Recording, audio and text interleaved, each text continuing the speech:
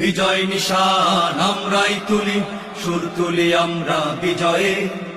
মুক্তির মিছিলে আমরাই সৈনিক, আমরা আতঙ্ক জালিমে। বিজয় নিশান আমরাই তুলি, সুর তুলি আমরা বিজয়ে। মুক্তির মিছিলে আমরাই সৈনিক, আমরা আতঙ্ক জালিমে।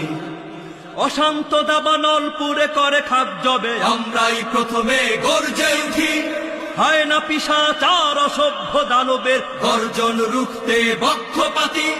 যুগে যুগে আমরা মুক্তিকামী সেনা, আমরা হুঙ্কার তাগুদে। আমরা আতঙ্ক জালিমে, আমরা আতঙ্ক জালিমে। আমাদের রক্তে মিশে আছে বীর হুসাইন আহমদ মাদানী। আমাদের কণ্ঠে গর্জে উঠে সর ফজলুল হক শেরে আমিনী। আমরা থানা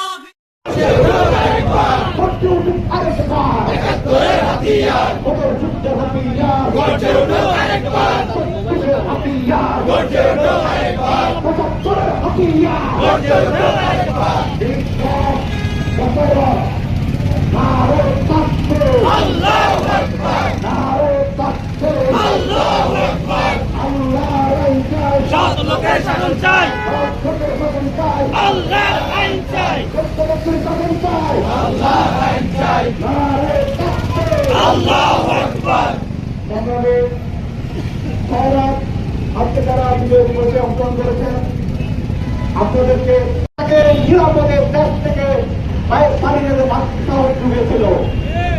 আমরা ভুলি নাই 2009 সালে ক্ষমতা আসার পরে দুনিয়ার বিদ্রোহের নামে ইন্ডিয়ার খুনিদেরকে বাংলাদেশে প্রবেশ করিয়ে বীরখানায় হত্যা করিয়ে আমার অনেক প্রিয় ব্যক্তি হত্যা করার মধ্য দিয়ে দেশ ইন্ডিয়ার আধিপত্য কায়েম করা হয়েছিল। আমাদের ভাইয়েরা 2010 থেকে শুরু করে তিন করে আন্দোলন করে 2024 সালে হাসিনা নয় ভারতকে পালিয়ে যেতে বাধ্য করা হয়েছে। আমরা হাজু ভাইয়ের রক্তের কসম করে বলছি, হাজু ভাই আপনার প্রতিনিধির ফোটা রক্তের পাত্তা নিয়ে আমরা ছাড়বো। আমরা আপনার রক্তের পাত্তা না নিয়ে সাইদি সাহেব মুজাহিদ ভাইয়ের সহিত কাদরুল্লাহ ভাইয়ের রক্তের পাত্তা না নিয়ে আমরা দরে ফিরে যাবো না। বাধ্য করবেন না, সামাল দিতে পারবেন না। রক্ত আমরা দিতে শিখেছি, রক্ত আরো দেব, তারপরে চুলাই কাউকে হতে দেব না ইনশাআল্লাহ। এই মধ্যে বক্তব্য রাখবেন বাংলাদেশ জামায়াত ইসলামী আত্মসদারার সম্মানিত আমি চৌধুরী ভাই।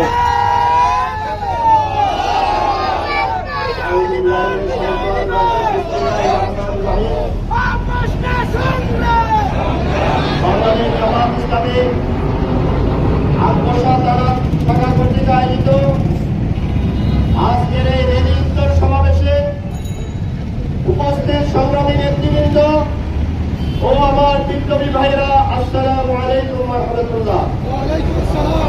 সংগ্রামী সাথী ও জনগণ, আজকে বাংলাদেশের 54তম বিজয় দিবস পালিত হচ্ছে সারা দেশব্যাপী। গত 54 বছরে এইভাবে স্বাধীনভাবে বাংলাদেশের জনগণ বিজয় দিবস পালন করতে পারেনি। আজকে এই প্রথম বাংলাদেশের আপামর জনগণ অত্যন্ত শান্তিপূর্ণভাবে নির্ভয়ের সাথে বিজয় দিবস পালন করছে। সংগ্রামী সাথী ও বন্ধুগণ, স্বাধীনতা মানে 16 ডিসেম্বর বিজয়, শুধু 16 ডিসেম্বর বিজয় দিবস পালন করা নয়। স্বাধীনতা মানে 26শে মার্চ শুধুমাত্র স্বাধীনতা দিবস পালন করা নয়। স্বাধীনতা হচ্ছে, এই স্বাধীনতা বাংলাদেশের গণমানুষের অধিকারের সাথে সম্পৃক্ত। এই স্বাধীনতা বাংলাদেশের স্বাধীনতা সার্বভৌমত্বের সাথে সম্পৃক্ত। এই স্বাধীনতা বাংলাদেশের অন্য বস্ত্র বাসস্থানের সাথে সম্পৃক্ত। এই স্বাধীনতা বাংলাদেশের মানুষের নিরাপত্তার সাথে সম্পৃক্ত। এই স্বাধীনতা বা 6টি সেই মৌলিক অধিকারের সাথে সম্পৃক্ত। আজকে 54 বছরে মানুষের সেই মৌলিক অধিকার কি বাস্তবায়িত হয়েছে?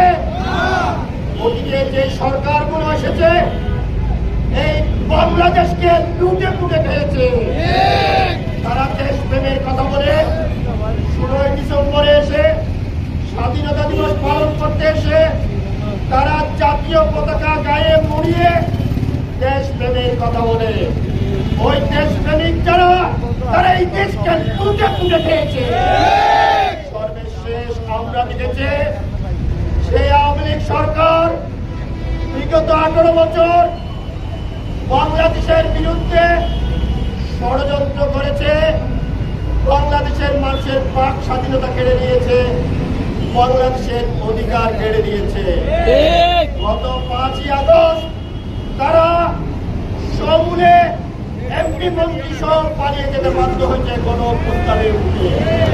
সংগ্রামী সাথী ও বন্ধুগণ, এই ভারত কখনো আমাদের স্বাধীনতা চায়নি। তারা বলে ভারত নাকি আমাদের বন্ধু। ভারত কি আসলে আমাদের বন্ধু? তারা 1971 সালে আমরা স্বাধীনতা আন্দোলন করেছি, মুক্তিযুদ্ধ করেছি, এই দেশকে বৈষম্যহীন একটা রাষ্ট্র প্রতিষ্ঠিত করার জন্য, দুর্নীতিমুক্ত একটা রাষ্ট্র প্রতিষ্ঠিত করার জন্য আমাদের মুক্তিযোদ্ধারা এই দেশকে স্বাধীনতা যুদ্ধে অংশগ্রহণ করেছিল। কিন্তু ভারতের অন্তরে ছিল অনেক অন্ধকার। আপনারা দেখবেন সেই আত্মসমর্পণে সে আত্মসমর্পণে আমাদের সেনাবাহিনী প্রধান জেনারেল উসমানীকে সেখানে রাখা হয়েছে। সেখানে রাখা হয়েছে ভারতের জেনারেল অরোরাকে। পাকিস্তানিদের আত্মসমর্পণ হয়েছে ভারতের সেই সেনা প্রধান অরোরার হাতে। আমাদের সেনাবাহিনী প্রধান এমএজে উসমানীকে সেখানে রাখা হয়নি। তাহলে ভারতের অন্য উদ্দেশ্য ছিল এরপরে স্বাধীনতার পরে তারা তাদের সেনাবাহিনী এই দেশ থেকে তুলে নিতে চায়নি। কিন্তু মুক্তিযুদ্ধদের প্রতিবাদের মুখে ভারত এই দেশ থেকে সেনা প্রত্যাহার করতে বাধ্য হয়েছে। আর যাওয়ার সময় এই দেশকে লুটপাট করে তারা নিয়ে গিয়েছে। সংগ্রামী সাথী ও বন্ধুগণ, ভারত কখনো আমাদের স্বাধীনতা চায়নি, ভারত কখনো আমাদের মুক্তি চায়নি। ভারত চেয়েছে আধিপত্যবাদ বিস্তার করে এই বাংলাদেশকে কন্ট্রোল করতে। তাদের এই উদ্দেশ্য 5ই আগস্ট ছাত্র জনতা রুখে দিয়েছে। বাংলাদেশে আর ভারতের আধিপত্য বিস্তার হবে না। ভারত আর বাংলাদেশের নিয়ন্ত্রণ করতে পারবে না।